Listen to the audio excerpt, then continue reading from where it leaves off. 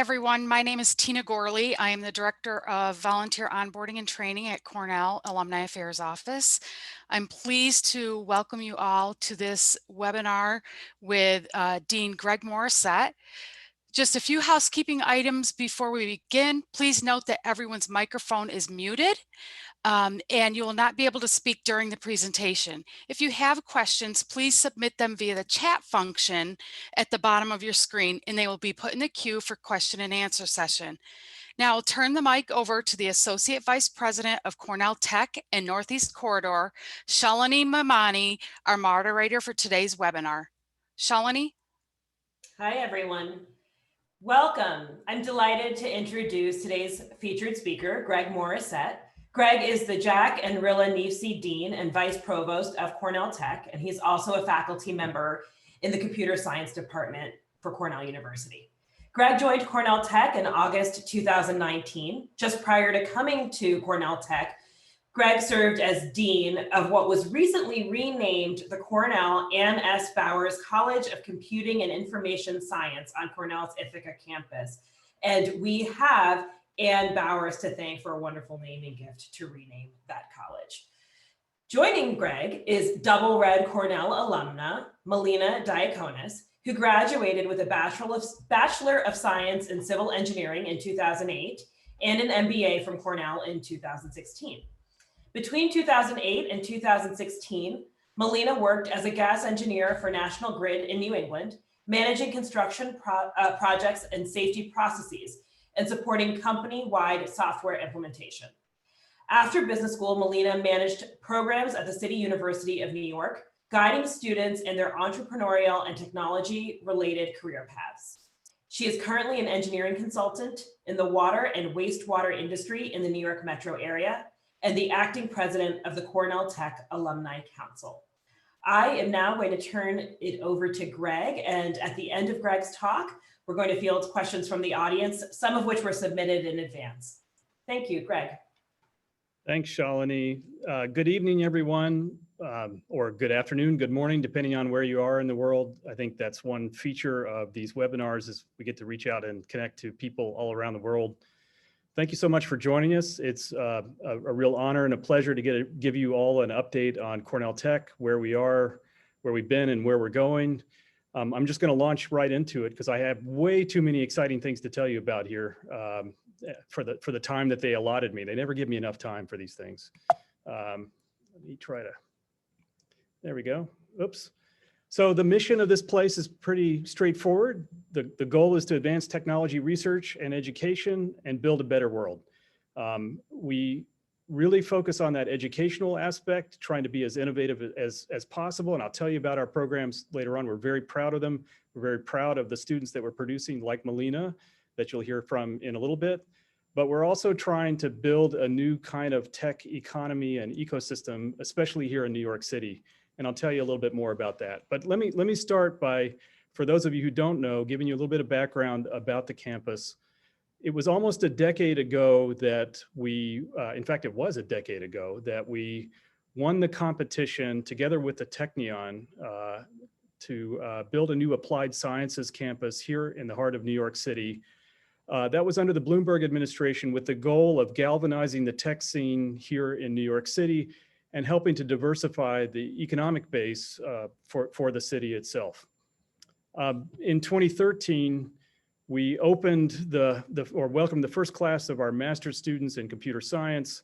We took some space out of the Google building over there in Chelsea, and then later on introduced an MBA program and then our joint degree programs with the Technion. And it was all, really a handful of faculty and a handful of students, very much a startup, and it's blossomed since then. In 2017, we opened the campus here on Roosevelt Island, where I'm sitting now, and you saw the picture of that at the beginning. It was a marvelous celebration. We're very proud of the campus and the buildings, and I'll show you a little bit about that later on. Fast forwarding to 2018, we graduated our first class from the island here. That was, and they could fit into a picture there. That's not going to happen anymore, I'm afraid. And then I joined, as Shalini said, back in 2019, just a year and a half ago. This past year, couple of big highlights for us. We launched our most recent program, which is an endeavor that's part of the Jacobs Institute called Urban Tech.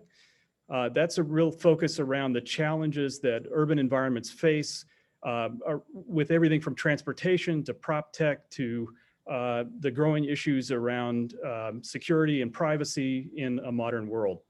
We also took our innovative Women in Technology and Entrepreneurship for New York program, renamed it to Breakthrough Tech, and took it nationally thanks to a gift from Melinda Gates' Pivotal Foundation. And I'll tell you a little bit more about that in just a second. Today, if you come to the campus, we have about 400 students total, roughly 300, 350 master's students, and about 70 PhD students. We've graduated over 1,000. Pretty soon we're going to cross that magic threshold where I think we have as many students on campus as we have graduates, which is something you can't say about most universities. We have 8 different degree programs, around 30, 33, it changes every day, faculty, because we're hiring like crazy, around different areas from business to law to computer science to operations research to electrical engineering. And those faculty are all parts of departments in Ithaca or in Haifa at the Technion. One of the things that we're really proud of, and this campus really, it's part of its DNA, is the focus around direct engagement with the New York economy. We engage with over 100 companies every single year by bringing them into our curriculum. We have practitioners that come in and teach and work directly with the students, but we have companies, nonprofits, government agencies all coming in to work closely with our students and to transition their ideas from the labs and into the real world. If you look at our master's programs, I said we have 8 different programs right now. So 3 of them are 1-year Masters of Engineering degrees. They are computer science, electrical and computer engineering, and operations research and information engineering. 2 of our 2-year Jacobs degree programs. These are joint programs between Cornell and the Technion. So the students receive a dual degree. And those 3 programs include connective media, health tech, and urban tech. And then finally, we have 2 1-year professional programs. One, a 1-year MBA program where the students spend the first 3 months up in Ithaca and then transition down here to New York for the rest of the year. And one is an LLM, a master's in law, technology, and entrepreneurship. We also have a handful of students from other programs. For example, we have some art, architecture, and planning students that are enrolled in our studio program as part of the AAP NYC group. And we also have some design students coming from Parsons College. We have students from Rockefeller, students from Memorial Sloan Kettering and Weill and so forth. So it's actually a really interesting mix and wonderful mix of different kinds of students all over the campus. Greg, sorry to interrupt, but the slides don't seem to be advancing for the viewers. We're still on the 2020 slide with the urban tech up top and breakthrough tech on the bottom. All right, I'm going to stop sharing, at which point my machine will probably crash. And then apologies here, technical difficulties, as only a computer scientist can have. And try to reshare.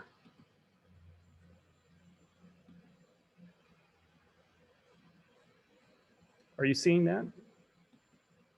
We are seeing the same slide, the 2020 slide, and your slide sorter view on the left, notes on the bottom. Now it's the 2020 slide in presentation mode. All right, I'm going to try to advance. Yep. Yay. All right, so quickly I will run through these slides that I talked to but did not show you. In addition to these 8 degree programs, of course, we have a lot of research going on campus. This is just a smattering of some of the labs that we have here.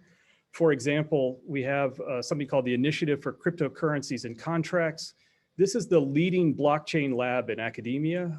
Another example is Helen Niesenbaum's Digital Life Initiative, which is really focused around issues like privacy and security in the age of technology.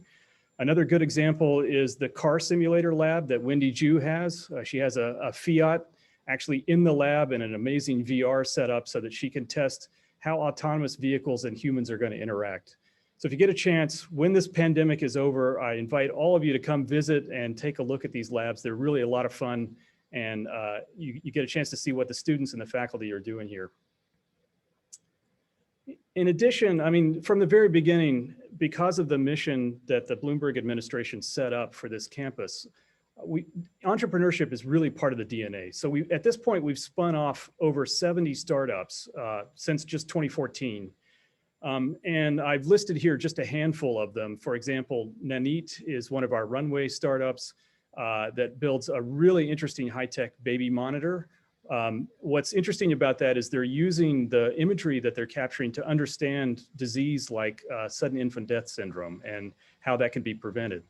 Another good example is Katina, which is a current Runway startup here that Server Ertem and Rebecca Brockman are working on.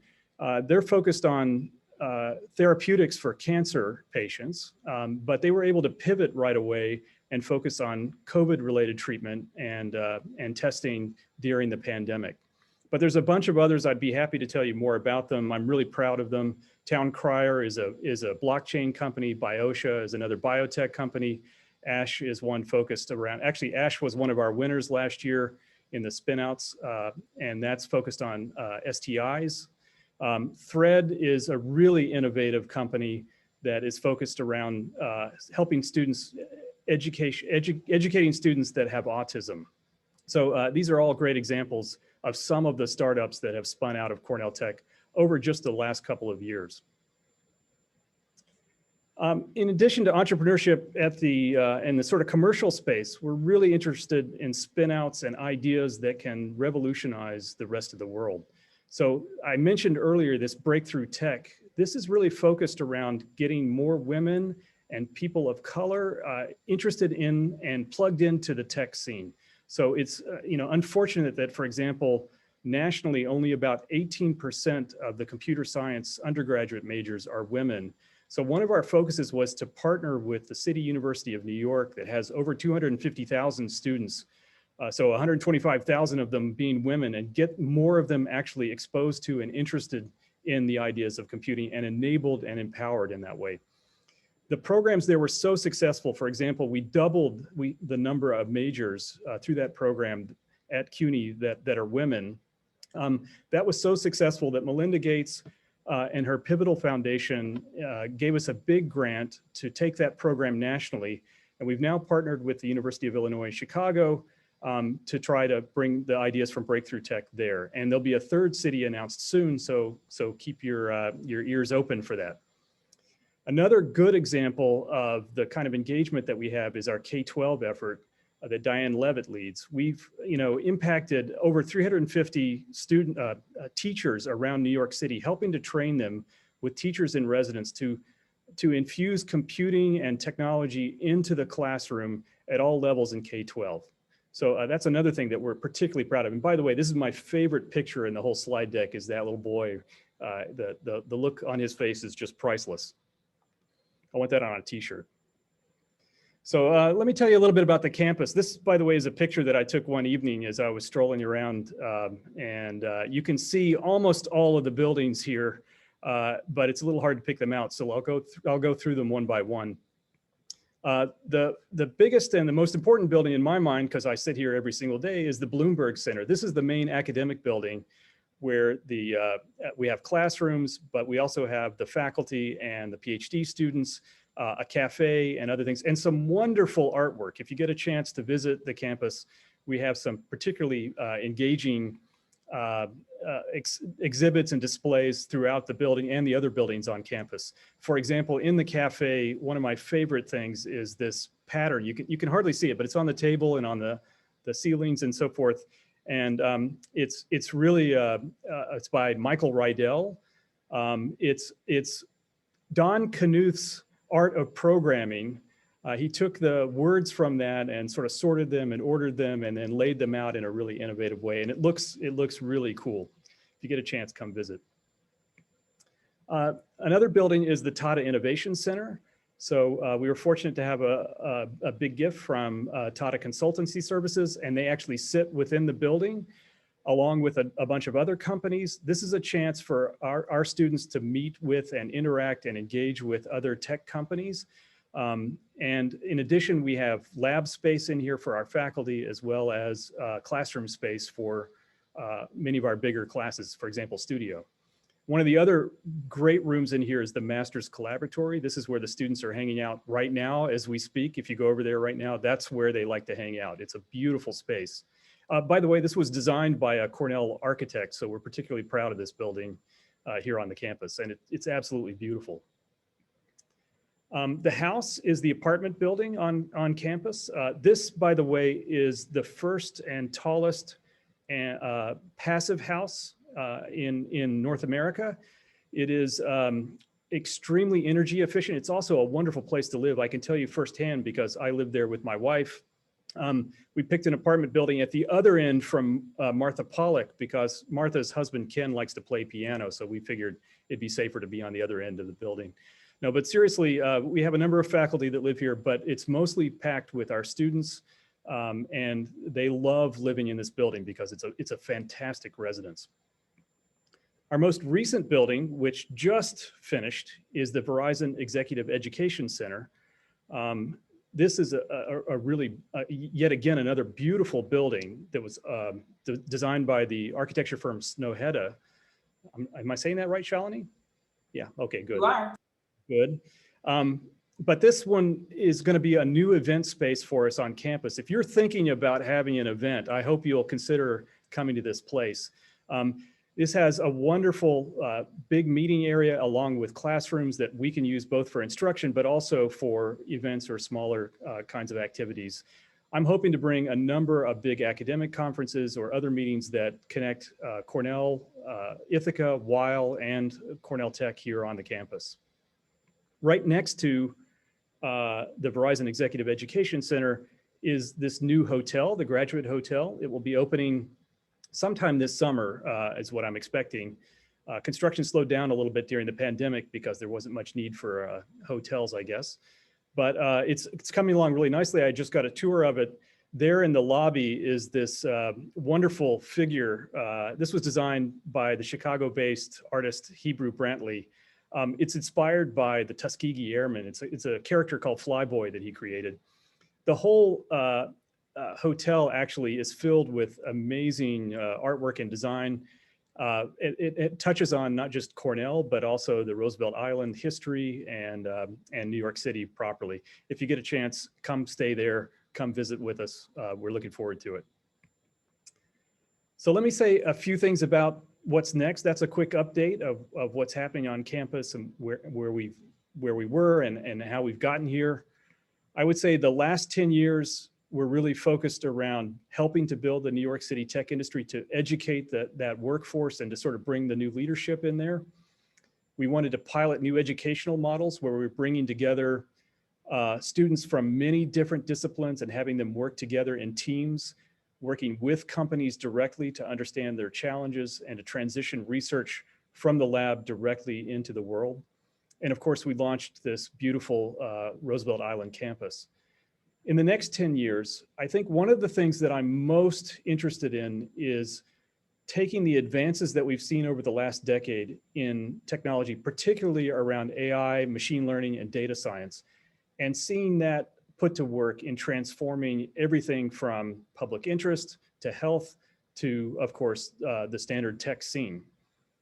I'm also really interested in broadening our reach around education and entrepreneurship. So I think our activities, both with the students on campus, as well as our activities with K-12 and our breakthrough tech efforts have been great. But New York is a big place and the world is an even bigger one, and we want to impact all of it. So that's another key focus for us going forward in the next 10 years.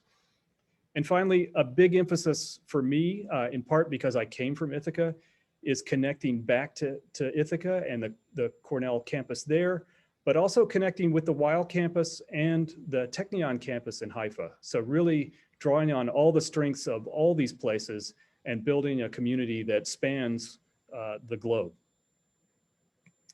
If we look on the campus itself, so I mentioned the Verizon Exec Ed Center and the Graduate Roosevelt Island Hotel will be opening. We're starting to kick off right now the planning and thinking around phase 2 of the campus. We're going to be building another big academic building as part of that exercise, and we're doing the programmatic thinking around that right now. I'm engaging with leads in Ithaca as well as folks here to really think about exactly what we need. And then eventually we'll have a new building and new space here by 2027. By 2037, we should be scaling out even further in phase 3, but I'm not going to be dealing with that, hopefully. Let's see. At full capacity, though, instead of roughly 400 students, by 2040 or thereabouts, we should have a couple of thousand students. I actually think by 2030, we'll have over 1,000 students here on campus and roughly 60 faculty, so more than double what we have right now. So the big priorities for impact that I see in the next 10 years, and these are the big bets for the Cornell Tech campus. First is this big bet around artificial intelligence. It's not just, I think, the advances that we've seen in things like deep neural nets, but also the needed growth that we have around symbolic AI. Right now, these AI techniques and methods are really powerful. They've transformed, for example, how we can deal with imagery, with vision, but also natural language processing. Nevertheless, they're extremely data hungry and power hungry. I think the next edge of cutting edge for research in this space is learning getting machines to learn from very few examples instead of reams and reams of data, and to be much more contextually aware and much more intelligent. So this is something that really speaks to our core strengths and is something that is a foundation that we can build on for application domains that I'll talk about now. So I mentioned our urban tech hub. Our two other big thrusts are public interest tech and immersive health tech. And let me speak to each of these just one by one. So urban tech, we launched it just this year. We hired a new director, Michael Samuelian. Michael is an amazing guy. He's an urban planner by training, but he's also a professor and most recently the president and the CEO of the Trust for Governor's Island. He worked on Hudson Yards with Related and Steve Ross, that group there. So he knows all about urban planning, urban design, and so forth, and he's really helping us launch this program. We brought in our first cohort of students. This is 15 students, and we actually tasked them this year with the following semester-long project. How do you reopen? How do you reboot New York after a pandemic?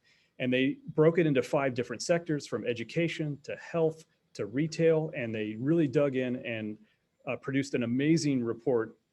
And believe me, I really absorbed the education one because that's something that we're studying intensely.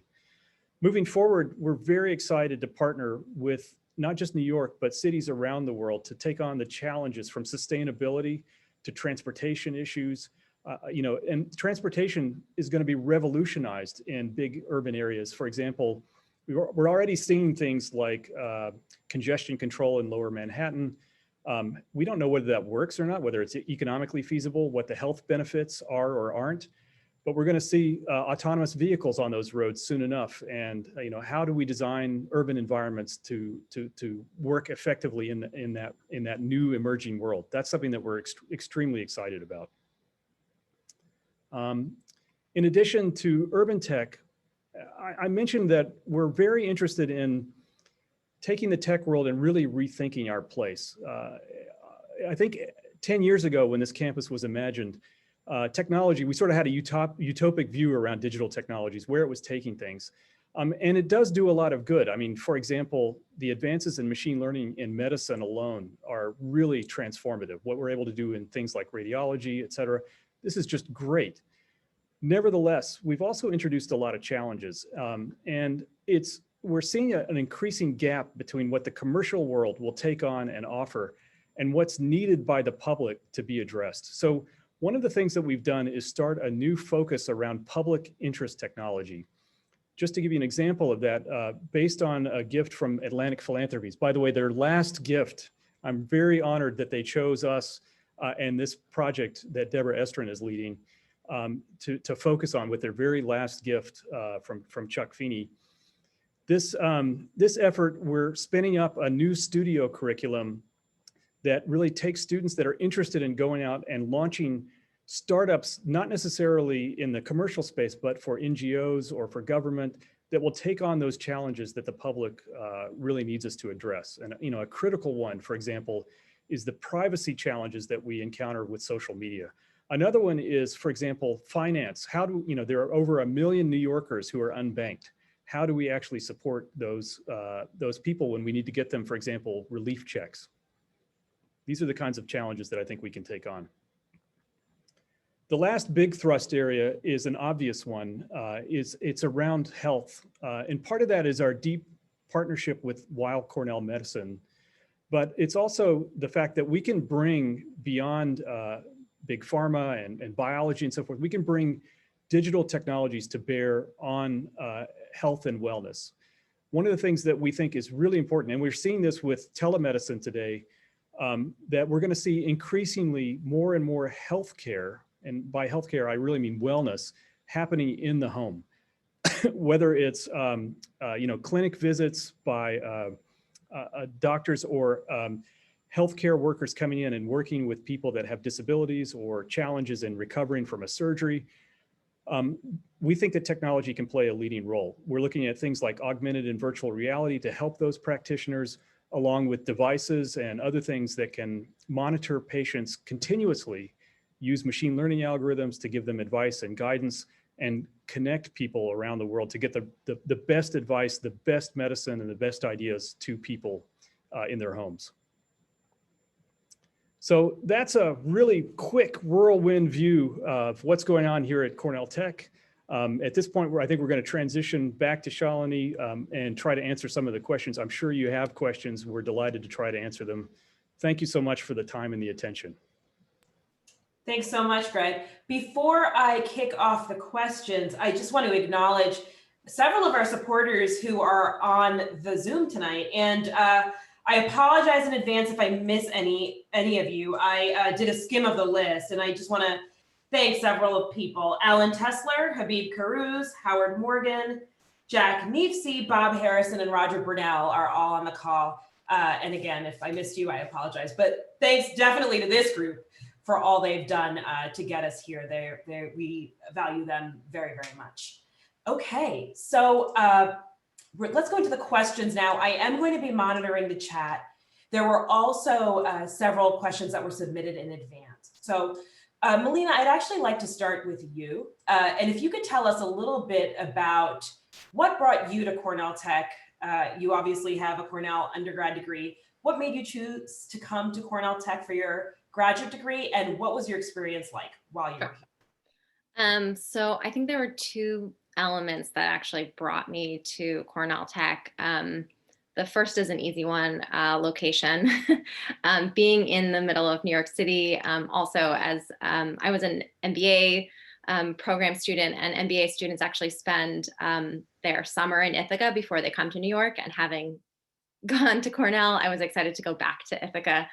So part of it was location that just like sold me right off the bat.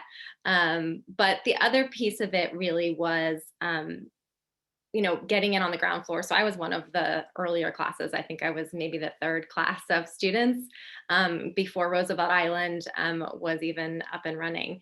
And, just the idea of creating this hub in New York City. At the time, the sort of pillars of the curriculum were around health tech, the connective media space, and the other piece of it was urban tech, which has now been launched.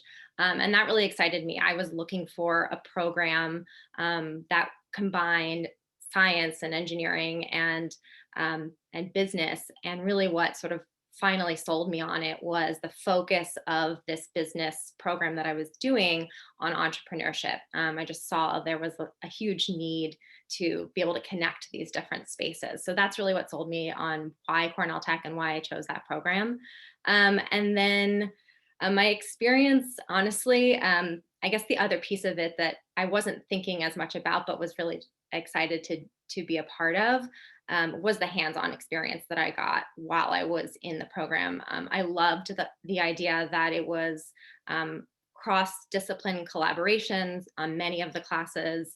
You are not just, I wasn't just a business student in classes with only business students. Many of the classes, especially the studio curriculum, is working with all these different programs. And so I was getting a really well-rounded experience in terms of what to me felt like real life. Being able, in the world, in business, in any job that you do, you're not just working with people that are all doing the same thing as you. And so this program and my experience of it was a real life experience. And that's something that even, as an undergrad, I sought that out, and why I went to Cornell and did some of the programs that I did was the same reason I sought out Cornell Tech, and really did have that same experience there. Thank you, Melina. Greg, can you tell us a little bit about how being the Dean of Cornell Tech differs from your past experience being the Dean of CIS? What are the differences in running a campus like Cornell Tech? Where to begin? I think the one that I find the most fun and interesting is Cornell Tech brings together so many different disciplines, from business to engineering to computer science to law to architecture. So we have a huge range of students with different backgrounds, and I get to interact and work collaboratively with the different deans, including the medical school, as well as including the Technion. So that scope and it sounds enormous, and it is, and yet it's still small and manageable enough to bring all those elements together. So for me, that's the biggest difference. Whereas in Ithaca, I was really focused on core computer science, information science, statistics, and traditional departmental structures that connected to everything, in Ithaca, and yet it wasn't the same sort of deep interdisciplinary interaction that I get here. So that for me is both the most challenging and the most fun aspect of the transition. Greg, I'm going to ask you a question that I believe was submitted by a very good friend of yours, Venki from Harvard. He says, "Hi, Greg. It would be interesting to know how Cornell Tech compares with other Ivies, Stanford and MIT." Yeah, so, well, I mean, Cornell's always had the really deep excellence and strength in engineering and computing and information science. I mean, by far, I think it's the best in the Ivies. And so, certainly it's known for its foundations and its rigor. And I guess you can ask Melina that, the challenge of going through an engineering program is legion at Cornell. And that's because we work students really hard and we're very rigorous and very deep in the science and the engineering. But I think Cornell's also always been very innovative. And, for example, that College of Computing and Information Science was established over 20 years ago. And MIT just established theirs a couple of years ago. So and furthermore, they stole the dean away from here to go run that college, right? So in some ways, I think Cornell's always been scrappy and a little ahead of the curve on these things. I think the one thing that we lacked or our location really challenged us in terms of the direct engagement with industry, the way that the Cornell Tech campus really helped galvanize. So it just opened up a new frontier for us, and played to our strengths. Great. An alumnus named Len Kennedy, he's an alumnus of Arts and Sciences and Law, asks a question that is very dear to your heart, Greg. The US is woefully vulnerable to cyber attacks, despite the energy we spend on moving commerce and society toward a fully connected world. What can Cornell do to close this gap that was largely created by Silicon Valley? Yeah, that's a great example of where I think the tech industry, in just chasing features and applications and the commercial interest, actually sacrificed much of the public interest. We have an amazing tech infrastructure, but it's extremely brittle, prone to failures, and prone to attacks.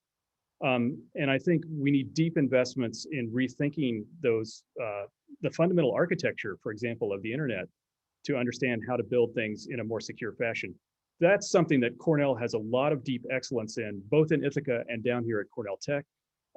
It's an area that I invest in. For example, I serve on both an NSA advisory board as well as a DARPA study group where those are the critical issues that face the US right now. And the attacks that we're seeing, the failures that we're seeing are not just technical attacks. They're not just, for example, breaks in cryptography or things like that, or the onslaught of quantum machines, making it easier to break RSA encryption. It's also these information attacks that we saw so disruptive in everything from the elections recently to the misinformation about vaccines that's rolling around. To take on those challenges really demands the kind of interdisciplinary framework that Cornell Tech has set up, where you're bringing together people that understand the sociological challenges and the technical challenges together and find solutions. So do we have a long way to go? Yes, we do. And we need deep investments around this. But I think Cornell and Cornell Tech in particular are well poised to take on that challenge. Great question. Thanks, Greg. I have a question now for both you and Melina. I'm actually going to start with Melina.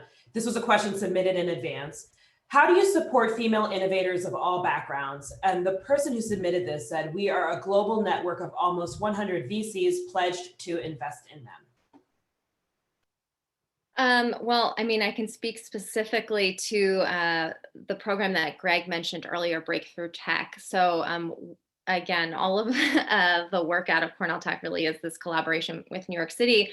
And Breakthrough Tech was started, I believe it was in 2016, they officially launched, which was a collaboration between Cornell Tech and the City University of New York, where I was based, and after I graduated.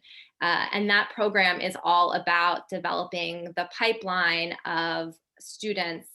Specifically, it started really focusing on getting more women with technology-related degrees into the workforce. And that program has actually expanded to really look not just at getting more women to graduate with these degrees, but also underrepresented minorities in the tech space. And so there is a lot of work being done out of Cornell Tech through that program, starting in New York City and now based in Chicago as well, to actually really feed that pipeline and get a more diverse population into these fields. Greg, did you want to add on to Melina's comments?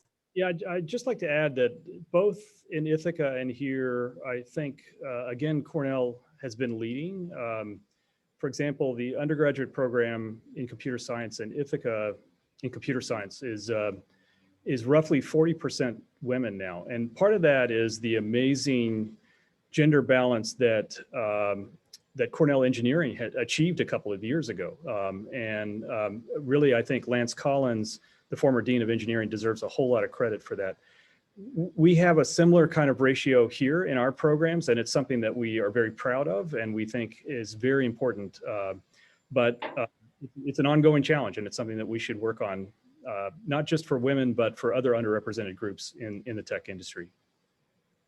And you got a high five on the chat from someone named Shelly, I believe it's Porges. She says 40% of women in CS is awesome. I wanted Greg to get to Paul Hare's question. He said, there has been a dearth of alumni events at Cornell Tech. Will the new Verizon Center be accessible? Not at market rates, I hope. And or how can we drive more alumni engagement with Cornell Tech? Great question, and maybe I should ask Melina, but yes, definitely we will have events there. I think we were planning a whole slate of events, pre-pandemic, because that executive education center and event space was due to open, and I think back in March, wasn't it, Shalini? And so we were eager to put it to work, and I think inviting our alumni back. Not just to have a good time, but to really engage with the students is another thing that we're really eager to do. We'd like to get you in crit sessions to help the current students. We'd like to get you to come back and teach or give a talk. So that's something that that we need to put a lot more work into. And if you have ideas or suggestions, please let us know. And I'm also just going to add on here that during this COVID period, we've been doing a lot of digital events. So, and we've been reaching out to as many members of the community as possible, depending on whether it's a small event or a broader event. So that's been a great way to reach more people. Melina, would you like to say a few words about what you do as president of the Cornell Tech Alumni Council in this? Sure. So as part of the Cornell Tech Alumni Council, we have a unique challenge because most Cornell Tech students, the program is a year. And so we are tasked with really trying to continue to connect and maintain a community of individuals that as classes are really close because you spend a very intense year together, but that we want to really continue to connect with. And then figure out how to not only connect as a Cornell Tech community, but connect to the Cornell community as a whole. So one of the members on our council sits on the group of folks that are part of the New York City Cornellians, so that we can continue to connect not only internally for the Cornell Tech alumni, but also with the greater Cornell Tech or the Cornell community. And so we do a lot of work to try to engage with students. We do sort of mentoring sessions and career panels with students and alumni. And we also try to create different events for the alumni themselves to connect, because across classes, many of us don't connect from one year to the next because they are one-year programs. So it's all about creating community. It's why I joined the Cornell Tech Alumni Council, because I really felt close to the community when I was there, and I wanted to be able to continue that down the line. So it's been a little tougher this year, as everyone has experienced doing everything virtually, but it is a work in progress. We are a small group, but we're continuing to sort of build and find ways to connect and stay connected with Cornell.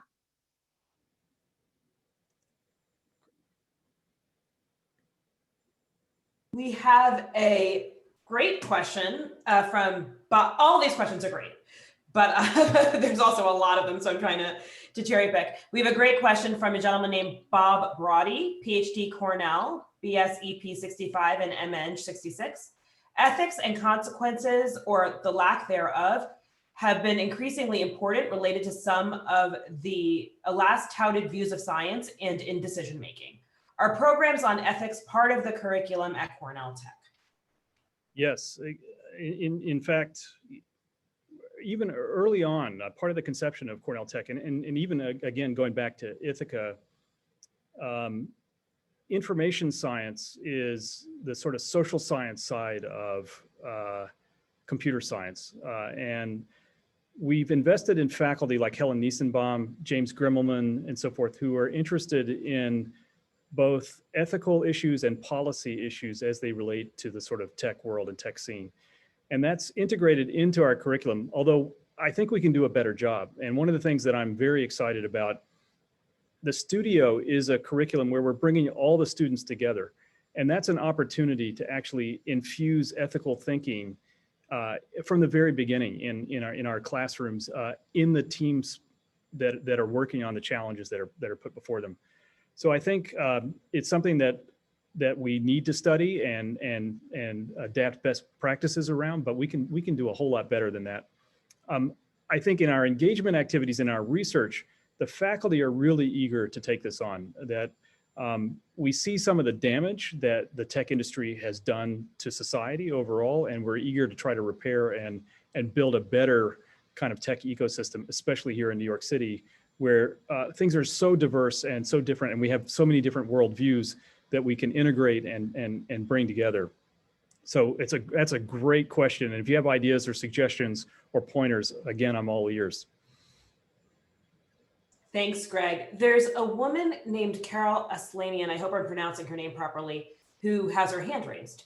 So Tina, if you could unmute her so she could ask her question. Thank you. Can you hear me? We can. Okay, great.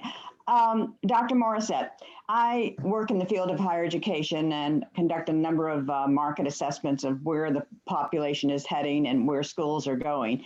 There are two questions I'd like to ask for regarding Cornell Tech's plans. For number one, offering credit-bearing certificates or short-term instruction for those professionals who already have degrees and need to enhance their skills and get updated in the topics and areas in which tech is expertise. and they're not ready and willing or need to go for a degree program, but we're seeing a great surge of interest in short-term credit-bearing certificate, stackable certificate type programs. Does the center plan to do anything in that respect? And second, to what extent are our programs online or in blended fashion? That is, I can think of people overseas who would love to take part in some of the tech programs, be they short-term or longer term, and perhaps a blended short-term residencies or online instruction will be conducive to attracting and serving a greater population throughout the world. So do you do that now, or do you have plans to do some sort of blended low residence and or fully online instruction? Wow, Carol, those are great questions that as part of phase two, let me try to tease those apart. There's one question is around stackable certificates and other sort of models besides degree programs. And yeah, when I said, we built these core 8 degree programs, and we're looking to broaden our engagement and our educational impact, that's exactly the sort of thing that we're thinking about going forward. I think to the second question about online versus blended, well, this year, almost all of our courses have been online, and we've had students both here on campus. About half the students are here, about a quarter are spread around the New York City metro area, and about a quarter are spread around the world from Beijing to Buenos Aires. So they're all over the world, and we learned a lot from that engagement. I think one of the things that we have this special context. You heard Melina, for instance. Part of the reason she wanted to be here was because it's New York and the opportunities here are really interesting. I think Ithaca can concentrate on a lot of the online offerings, and we should really focus on at least hybrid or mixed engagement things where we take advantage of the context and the setting here in New York. But so I think in the end, we'll have at least blended kinds of offerings where there's a mix of online, but bringing people to New York, bringing them here is part of the magic of this place. From an engagement aspect, we find that using the city as a living laboratory is a really critical part of the educational experience that students are getting here. Thank you. Greg, there's one question, there are 3 questions I'd like you to touch on because we only have about 13 minutes left, I believe. So one question is around how we work with the Technion. One question is around opportunities for Cornell undergrads at Cornell Tech. And then the third question is about commercialization of IP and commercialization of spinouts in general. Wow, I'm going to forget all that, so I'll do one at a time. Let me start with the Technion. So lots of ways that we connect there. So for example, about 1/6 of our faculty here at Cornell Tech are Technion faculty. That is, their tenure and their home institution is technically the Technion, although they sit here in New York full time and they teach our students and work with them. In addition, we have these 3 degree programs in urban tech, health tech, and connected media that are joint degree programs between the Technion and Cornell. And so the students that graduate, they get 2 diplomas, if you will, which is really powerful. And then finally, in addition, we have a number of activities. For example, in January, we send the students typically to Israel for what's called iTrek, which is a chance, for example, last year I went with the students. They get a lot of exposure to the Israeli entrepreneurship scene, as well as the research that's going on at the Technion. They have a competition where the students work in teams across both the Technion and Cornell Tech. This year it was held at Ichilov Hospital in Tel Aviv, really focused around healthcare challenges and the role that technology could play there. One of the spinouts that won last year was the En route company that actually was able to pioneer and trial their ideas in that hospital in Israel over the last year. So deep connections there. And then finally, there's the sort of research engagements. Of course, the Technion has real strengths and excellence in the engineering disciplines that are represented here, as well as things like computer science. So we're taking advantage of that in the partnerships. For example, our faculty will travel during non-COVID times to Haifa and work with them. They serve on PhD committees for students there. It's actually a pretty tight connection given the distance. I'm actually pretty amazed at how well this works. Great question. Okay, what's the next question? Undergrads. Undergrads. So right now, I mean, there's some limited engagement. One of the things that I'm really excited about is this new Milstein Scholars Program. So that's Howard and Michael Milstein started a program, really Michael, based on his experience as an undergraduate at Cornell. And the recognition that, you know, you don't necessarily have to be trained in computer science to be an entrepreneur. So he wanted to foster excellence in arts and sciences in particular. We have a group of students that will study the tech industry and aspects of it, but they may be coming from different disciplines like economics or history, and then spend the summers down here engaged in a studio-like program that we have set up, and then also work in industry here in New York City. So that's one program that we're really excited about. We intended to launch it or have the inaugural class down here this past summer. Unfortunately, of course, we couldn't do that because of the pandemic. So we pivoted really quickly and held that entire experience in virtual reality. And the students really concentrated on a combination of public interest art and other things like this, and the role that technology could play in that. Really amazing outcomes from that experience, in spite of the fact that we had to pivot so quickly. This summer, we'll be bringing them down for the first time, at least we hope so. We think we can, you know, socially distance and mask a small number of them and support them here. So we're looking forward to that. We also have AAP students who are here for their semester in New York. That's art, architecture, and planning. And they're engaged in some of our classes, in particular around design. And I think Mijin, the Dean of Art, Architecture, Planning, and I are planning a new design and technology program that will cross over between those two colleges and have more interplay.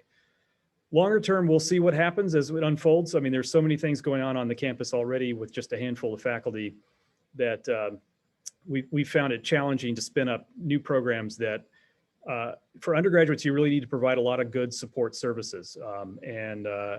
This is designed to be a graduate campus. So for now, that's what we're primarily focusing on. Great. And a bit about commercialization. Yeah, so I'm not sure exactly what the question is aiming at, but I can say a little bit. For our master students, we have a competition that comes out of the studio curriculum at the end of the year called Spinouts. Roughly 4 different teams are chosen, and we give them space for a year and a little bit of funding, basically just enough to live in New York City for a year, to get their company incubated and sort of off the ground. And we take a small slice basically to recoup our costs around that, but we're not really venture capitalists, right? We're not picking winners and losers. We're trying to support the education and the development of these entrepreneurs. Another program that we have is the Runway startup program. And this brings in PhD students that are really focused around deep technologies like that Nanit program or the Katina startup.